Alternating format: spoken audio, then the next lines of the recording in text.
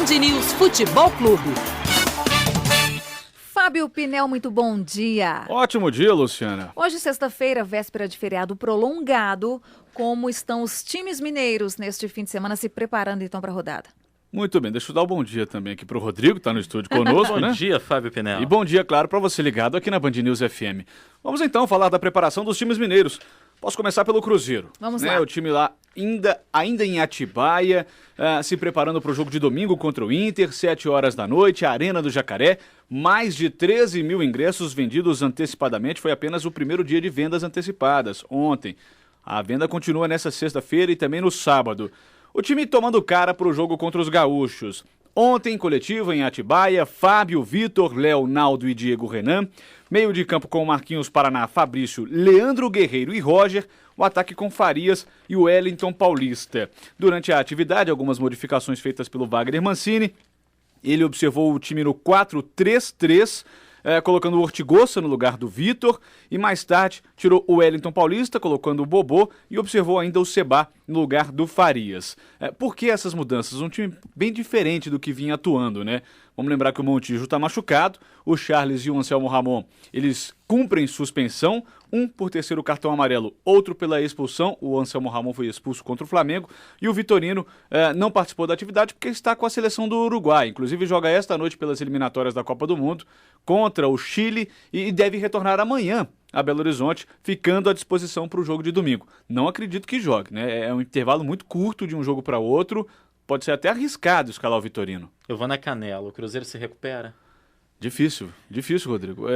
Apesar de jogar em casa com o apoio da torcida, a gente não está vendo um futebol reação, evolução, não nada, está né? tendo essa reação.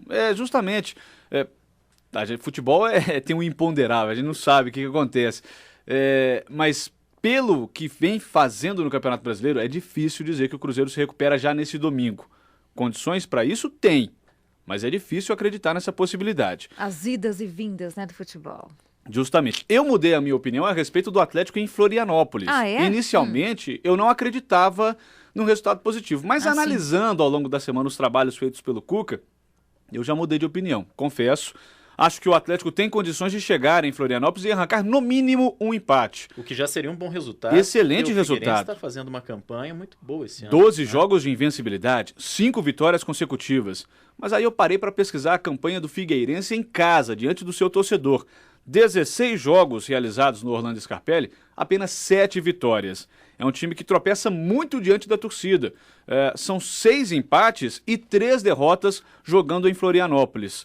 Então pode sim o Atlético chegar à capital catarinense e trazer um bom resultado. O time que deve entrar em campo com o Renan Ribeiro, o Carlos César, o Hever e o Erley no lugar do Leonardo Silva suspenso, além do Triguinho na esquerda. Meio de campo com o Pierre, Felipe Souto, Daniel Carvalho e Richarlison como um ponta esquerda. Na frente o Bernard, adiantado, já que o Neto Berola está suspenso, e o André segue ali como titular no ataque alvinegro. Fábio Pinel, você acha que o Atlético, de fato, está livre mesmo da ameaça do rebaixamento? Falta muito pouco, né? E o futebol que a equipe apresentou nos últimos jogos credencia também o Atlético para efetivamente ficar livre dessa ameaça, desse fantasminha ali, né? Sim, de fato eu não diria. O futebol já nos ensinou várias coisas. Vamos lembrar em 2009, quando o Atlético, às 5 rodadas do fim, estava classificado para a Copa Libertadores da América e acabou perdendo a vaga para o Cruzeiro. Então, não diria que, de fato, o Atlético está livre do risco de rebaixamento. Seria importante conquistar mais 3, 4 pontos nesses últimos 5 jogos, para aí sim o torcedor ter essa tranquilidade. Os indícios são positivos? São. Mas tem hora que não dá para você se deixar levar pelo bom momento. Tem que ter o pé no chão, tem que jogar a bola e colocar ela dentro do gol. Imponderável e difícil de verdade é o América, né? Esse aí, coitado, precisa dessas 5 vitórias na reta final e uma combinação de resultados. Não é uma situação confortável. Eu não acredito, infelizmente, no América. Queria que o América se mantivesse na primeira divisão, já que no ano que vem é o centenário do clube, vamos lembrar essa situação. Mas tá difícil. E vai pegar um Fluminense até certo ponto desfalcado. O Carlinhos não joga, é lateral, vem fazendo uma boa competição. E o Deco é um jogador de criação muito importante também no meio de campo. Em compensação, o Fluminense pode vir com 3 atacantes. Fred. E não são quaisquer não são atacantes, quaisquer. né? Uhum. Fred, Rafael Sobis e Rafael Moura. É um ataque de respeito. E o Givanildo vai usar o mesmo esquema do jogo anterior contra Ele o pode colocar 4-4-2? Ele pode colocar o 4-4-2. A tendência, inclusive, é que ele use o 4-4-2. Ele conta com o Marcos Rocha liberado pelo STJD e conta com o retorno do Gilson, que cumpriu suspensão na rodada passada. O América, jogando fora de casa, ainda não venceu nesse brasileiro.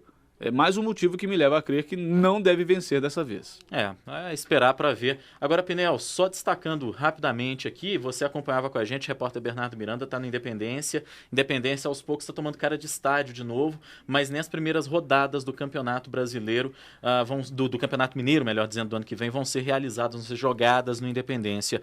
Na sua opinião, até que ponto isso atrapalhou efetivamente o desempenho dos times mineiros esse ano? Ou isso é desculpa e balela de dirigente com a torcida? Não, tem um pouquinho disso. De influência nos resultados negativos no Campeonato Brasileiro, sim. A dificuldade, o torcedor do interior é um pouco diferente do torcedor da capital.